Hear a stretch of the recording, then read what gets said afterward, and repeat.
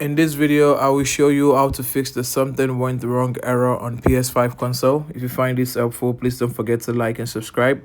First of all, we want to ensure that our controller is connected. We see the blue light on our controller. We know that's connected.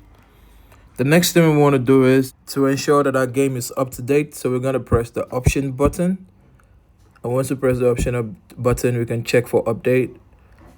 Our game is up to date. If it's not, we're going to update. And we're going to go to settings. We'll go to system. And on the system, we want to check for system software update and ensure that our system software is up to date. We go back from here, and if we're still facing the issue, we're going to scroll down and then we're going to reset our console. So we go to system, we scroll down all the way down to reset options, and we're going to reset our console.